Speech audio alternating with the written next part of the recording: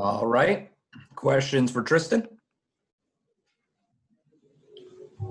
Start with Mark Murphy. Hi, Tristan. Hi. Oh, there's no video. I can't see him. Oh, what's going on, Mark? Hey, you had such a long association with one team in this league, which is, I guess, kind of unique now. How hard was that decision, and what led to it? No, like you said, spending my first 9 years in the league with Cleveland Cavaliers, and obviously being drafted there at 19 and winning a championship and having a lot of success, but also going through the process of what it takes to be at the mountaintop. Of course, it's tough, but that's part of chapter in life. I think in life you go through different phases, different chapters. It's like a book. So, I had an amazing opportunity to be able to play for a franchise for 9 years, and Dan Gilbert and the whole staff and the front office and everyone that was a part of that to give me the opportunity to play that many years and believe in me. I appreciate that, but at the end of the day, it's a business, and I think this is the best decision for me in my career and the point that I'm at to join a team that's trying to do something special. And for me, being to 4 straight finals and winning a championship and knowing what they're trying to achieve, and they want to go to the promised land, if I could come here and help be a part of that and get them over that hump, that'd be an honor. Adam Himmelsbach.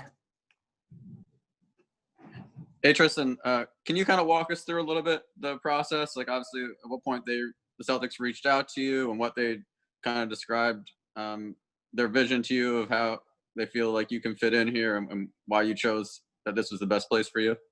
Yeah, I think a coach always told me usually the team that you have a lot of success against or beat up against a lot in years in the playoffs, they usually want you to join their side when you're available or when you become a free agent. So, I've always heard the rumblings about or ramblings about Celtics interested in me, and I got a good relationship with with Jaylen. I've known Jaylen since he first got drafted, and JT. We've talked and he's reached out to me, after the deadline and all that stuff about coming to join them. So, when free agency started, it's not July 1st, it was December 1st or whatever the day was, or November, whatever it is. I'm just all confused with my days because nothing's in NBA order anymore. But, Mr. Ainge called me around when I was able to give those phone calls, and he told me about how much he loves my game and how much I could be a great piece of this team and a missing piece to what they're trying to accomplish. And the fact that Kemba reached out to me, and I've known Kemba since we both played in high school when he was at Rice and I was at St. Benedict. So I've had relationships with all these guys, and for them to be felt like I was wanted and felt like they really wanted me to be a part of what they're trying to accomplish. It was a pretty easy decision. Jared Weiss. Hey, Tristan, you were just talking about trying to help this team get over the top. As someone who's been to the finals a bunch of times and has even knocked this team out of the conference finals a bunch of times, can you kind of elaborate on what the difference is between getting to the conference finals and actually getting over that hump and even winning the championship? I think every year it's different. I think depends on, it's all about the matchup, right? So I think for this team, what really attracted me to the Celtics is how young and talented these guys are. Jaylen, Jayson, even Smart, how young they are and how talented they are at such a young age. I always remember when Kyrie and Gordon were out, and you had Terry and you had all these young guys. You had Tatum, he was a rookie. You had JB, he was, I think, second year, maybe third year, I can't remember. And then Smart, very similar, third, fourth year. For them to take us to a Game 7 at such a young age, that's a promising ball club. So I think, with my experience and who I've been around, playing with LeBron and learning, day in and day out, what he puts in and how he punches the clock, and almost trusting that whole process. I know it's such a cliche thing to say because Joel Embiid and the Sixers basically use it till they turn black and blue in terms of trust the process. But that's what it really is. And I think, it's very little, it's whether it's a couple possessions or a key stop in the conference finals that can get you to the finals. And I think it's those little things that, hopefully I can come in and be the difference maker to help this team get to, where they want to get to. John Corrales. Hey, Tristan, Danny Ainge the other day specifically mentioned that you were on that team that came back from down 3-1 to beat the Warriors. He seemed to really focus on that as one of the reasons why you would help this team from a leadership standpoint. Can you maybe explain what he's looking for in that? Yeah, I think my experience, being a part of coming back from 3-1 and being a big part of that and having big games in those moments, I think it could help a lot with these guys because, being down 3-1, everyone will say no one in NBA history has ever done it. The Golden State Warriors, the best team in NBA history. To hear all that, but for our group to stick together, and I think the key for our ball club at that moment and that time period was that how close together we were. I think our relationship was so tight off the court that when we were down 3-1, people counted us off. But, that same night when we were, the game was over, we all texted each other and said, we think we can win the series still. If we win game 5, we win the series. And, LeBron texted everyone and said, if you don't think we have a chance to win game 5 or win the series, then don't come on the plane. And that's something that as a leader and a young guy, hearing your leader say that and how much he believes in his ball club, it says a lot. And it almost gave the guys that maybe weren't sure if we could actually do it, it gave them faith and hope. And to experience that, it's a once-in-a-lifetime opportunity to be a part of something like that. So for me to be able to, share my wisdom from what I learned from Bron to pass down to these guys, it's what the NBA is about. I think this is a fraternity, and whenever you have the chance to play with greatness or, one of the best players to ever play our game, you always want to pass down the wisdom. So if I can pass wisdom down to, JT or Jaylen, then he's going to pass it down to the next young guys that are coming up. That's how you keep the cycle going. Gary Washburn. Hey, Tristan. First of all, you've been in the league almost 10 years now. How does your body feel? You're still only 29. Have you reached your peak yet? And what have you done over the last few years to improve your free throw shooting, your offensive game? Seems like you've really polished those skills.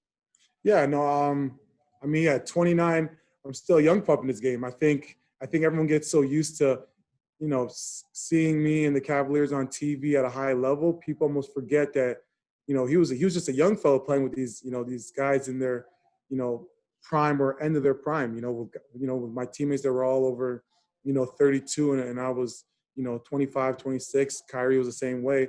People always think, we're actually older than we are, but I guess it's the luxury of being a one and done guy. You play in the NBA a little earlier, but my body feels great.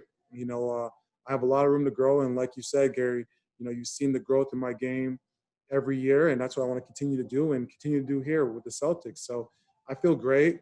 I've had time off, of course, during those 5, 6, 7 months, however long it was, came like Groundhog Day. But it was on the court and in the weight room, taking care of my body, just getting prepared for this. And I think for me, I could bring a breath of fresh air because these guys didn't have an off season, and for me, having a long off season, bring that extra juice to kind of fire guys up.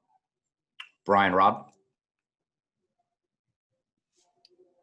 Hey, Tristan, just want to see if you've been able to talk with Brad much yet in terms of what he kind of envisions for your role on the court and where typically you think you'll be able to help this team the most based on what you seen that they have so far.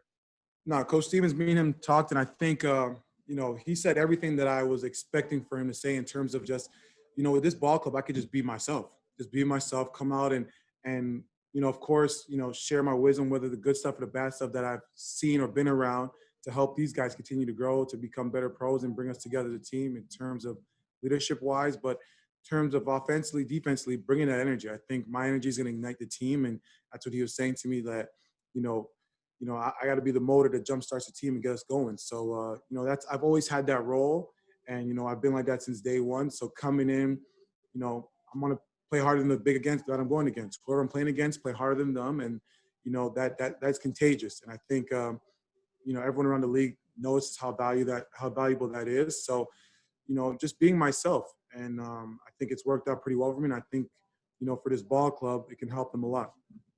John Corrales.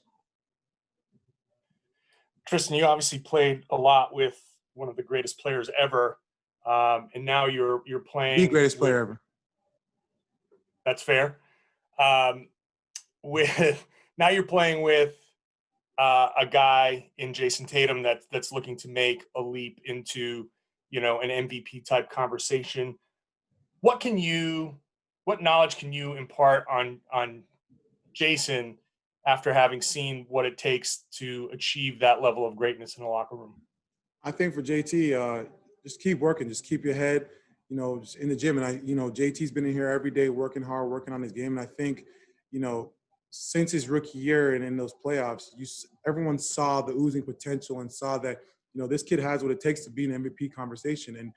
And this season, I mean, even last season before the pandemic hit, he was, that game in Utah and in LA, the way he was playing, and I watch a lot of those Celtics games, so the way he was playing at a high level, he was putting himself in that conversation. So I expect for it to keep going like that and trending in that direction. So for my advice to him is, whatever you're doing, keep doing.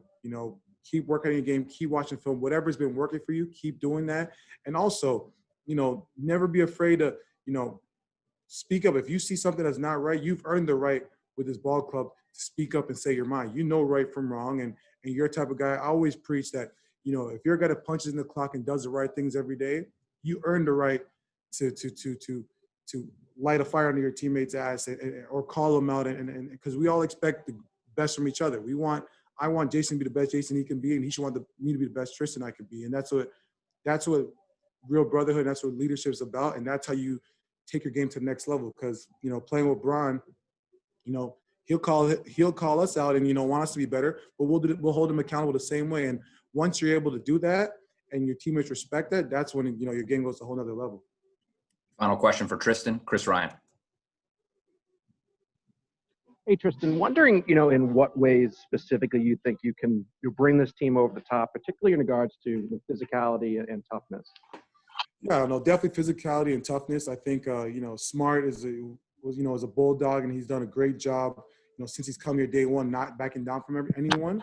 And I think he's done that awesome at the guard position. I think for me now at the big position, bringing that same energy and, playing against you guys seen or saw me enough to see how I play, and I'm going to play the exact same way. When I was in a Cleveland Cavalier jersey playing you guys in the playoffs or in the regular season, I'm going to bring that same greatness and toughness. And, you saw in the Miami series, their bigs are playing at a high level and playing well. So for me, it's to come in there and, try to slow those guys down and make it tough for them. And, like Big Perk would say, lay that wood.